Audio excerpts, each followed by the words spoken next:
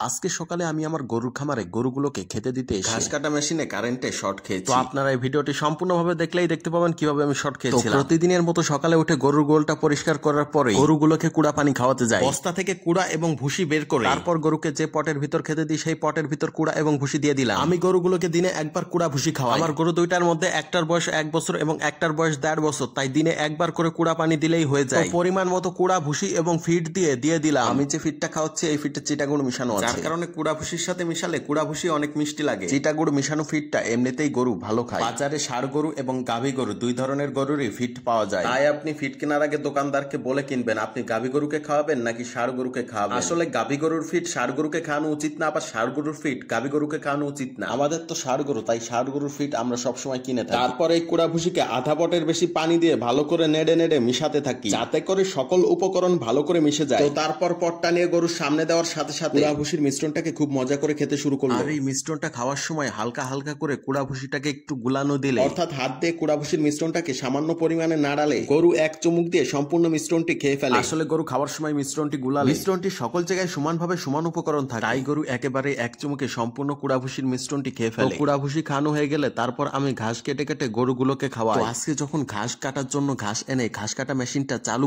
করার পরে ঘাসগুলো মেশিনের ভিতরে দিই কাটার জন্য। তো আজকে যখন আমি মেশিনের ভিতরে ঘাস দিই তখন হঠাৎ করে আমার হাতের ভিতর ঝাঁকুনি দিয়ে ওঠে। প্রথমেই বুঝতে পারিনি যে আসলে কি হয়েছে। আমি মনে করেছিলাম ঘাসের সাইডে যেহেতু ধারালো হয়তোবা এখানে আমার হাত কেটে যাচ্ছে আর এই কারণে হয়তোবা ঝিনঝিন দিয়ে উঠছে হাতের ভিতরে। পরে একটা জিনিস খেয়াল করলাম, ঘাসের যেখানেই হাত দিচ্ছি না কেন সেখান থেকেই ঝিনঝিন করে উঠছে। তারপর আমার সন্দেহ লাগে যে মেশিনে হয়তোবা কোনোভাবে কারেন্ট লাগতে পারে। তারপর আমি একটা টেস্টার এনে চেক করে দেখি সম্পূর্ণ মেশিনটাই কারেন্ট হয়ে আছে। মেশিনের যে জায়গায় টেস্টার ধরছি না কেন আলো জ্বলে উঠছে টেস্টারের ভিতরে, অর্থাৎ সম্পূর্ণ মেশিনটাই কারেন্টে শর্ট করছে। অর্থাৎ মেশিনে মোটরে এমনকি কারেন্ট পাস হচ্ছে ঘাসে। আমার কাছে এই জিনিসটা সবচেয়ে বেশি অবাক লাগলো যে ঘাসে কারেন্ট পাস হচ্ছে। ভাগ্য ভালো যে আমি মেশিনটা চালানোর পরে আমি আর মেশিনে হাত দিই না। আমি মেশিনটা চালানোর পরে শুধু মেশিনের ভিতরে ঘাস দিচ্ছিলাম। আমি যে মেশিনের ভিতরে ঘাস ধরে ধরে দিচ্ছিলাম ওই ঘাসগুলো মেশিনের সাথে লাগার সাথে সাথে আমার হাতে শর্ট করে ওঠে। হয়তোবা আল্লাহ চাইছে তাই আজ মেশিনে হাত দিই না। আল্লাহ না করুক মেশিনে হাত দিলে হয়তোবা কোনো বড় দুর্ঘটনা ঘটে যেত। তারপর আমি মেশিনটা বন্ধ করে রেখে আমি আগে যে বটিটা দিয়ে ঘাস কাটতাম সেই বটিটা আবার বের করলাম। আবারও অনেকদিন পরে সেই আমার হাত বটিটা দিয়ে আবার ঘাস কাটছি, তাই অনেক ভালোই লাগছে ঘাস কাটতে। যেহেতু আমাদের জমির ঘাসগুলো খুবই ছোট ছোট তাই আমি সেই ছোট ছোট ঘাসই কেটে নিয়ে আসছি। আপনারা দেখছেন আমাদের ঘাসগুলো অনেক ছোট। আসলে এই ঘাসগুলো এতদিনে অনেক বড় হয়ে যাওয়ার কথা, কিন্তু বৃষ্টির কারণে যেহেতু বড় হয় নাই তাই আমরা ছোট থাকতেই কেটে নিয়ে আসছি। আসলে এইটুকু ঘাসে গরুর কিছুই হবে না, তাই আমরা ছোট ঘাস এবং কিছু সোন কেটে নিয়ে এসেছি। আসলে সোন যদি আস্ত দেওয়া হয় তাহলে গরু খায় না, কিন্তু সোনগুলোকে যদি ঘাসের সাথে এবং খড়ের সাথে ছোট ছোট করে কেটে দেওয়া হয় তাহলে খেয়ে ফেলে। আসলে সোন যদি আস্ত থাকে বা বড় থাকে তাহলে গরু সেগুলো চাবাই খেতে পারে না, কিন্তু ছোট ছোট করে কেটে দিলে সে